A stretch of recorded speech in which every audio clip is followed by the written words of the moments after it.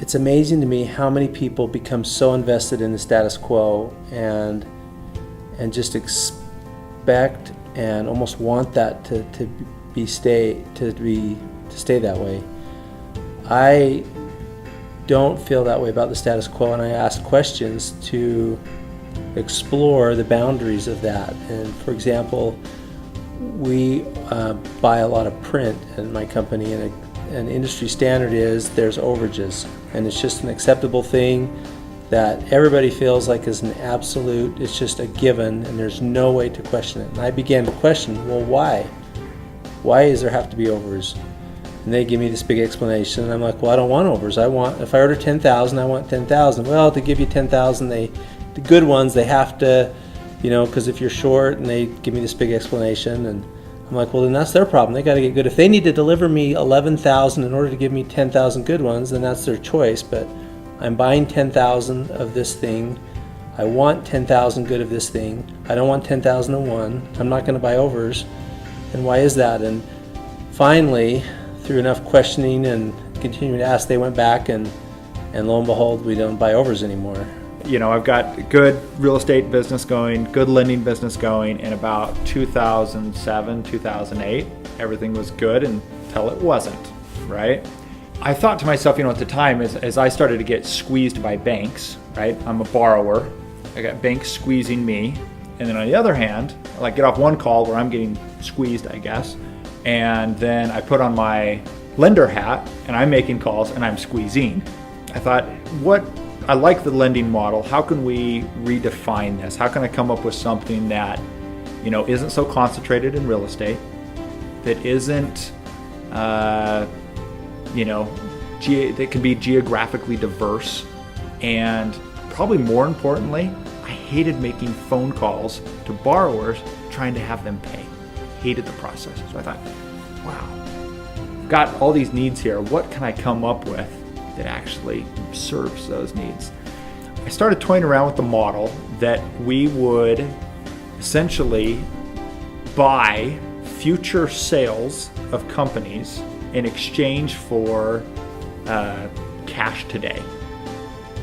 Okay, so it's kind of, I simply buy future sales. So say you've got a bakery, right? Corner bakery, and they do $10,000 a month on average in Visa or MasterCard sales.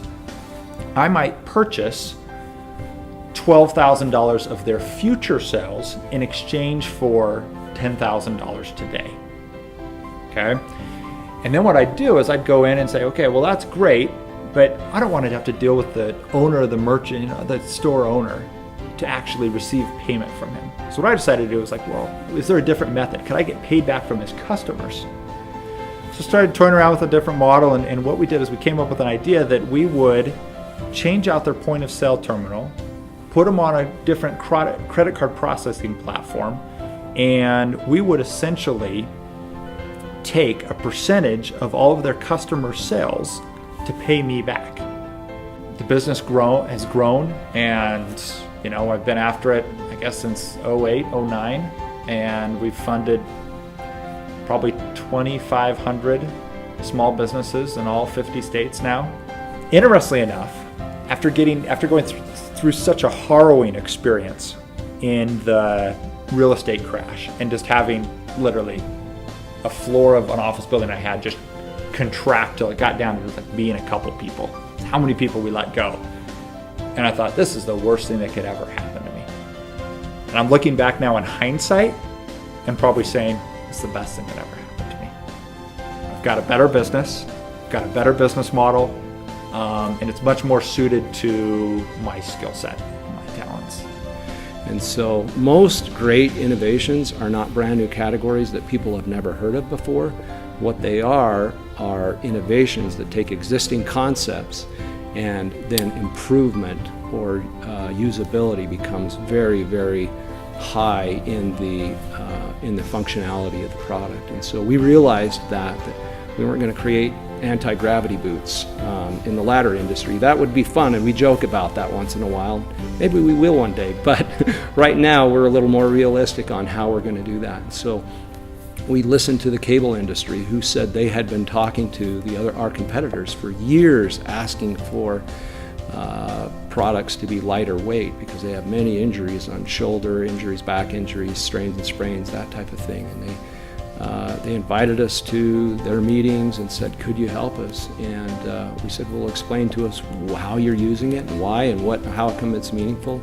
We went back to work, and right now we are either in every major cable company in the US and Canada, or are just finishing field trials with them. But they're all converting to Little Giant because we listen to them. I think one way to do really innovative things without trying that hard is simply to find markets that are broken.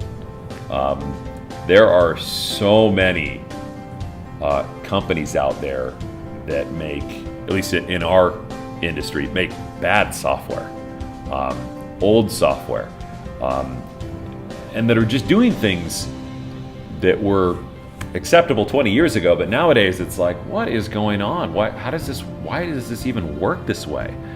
And then all you have to do is just show up and just use common sense, and you can completely disrupt an industry, as opposed to trying to invent a new market. A lot of people are like, I know, the world needs this device, and everyone needs to change the way they do things because and that's cool, and people do that. That's a pretty high risk proposition. 80% of markets are broken because they're just out of date. Why not just go pick one of those, show up, and say, hey guys, guess what? It's 2013, it's 2014, it's the 21st century.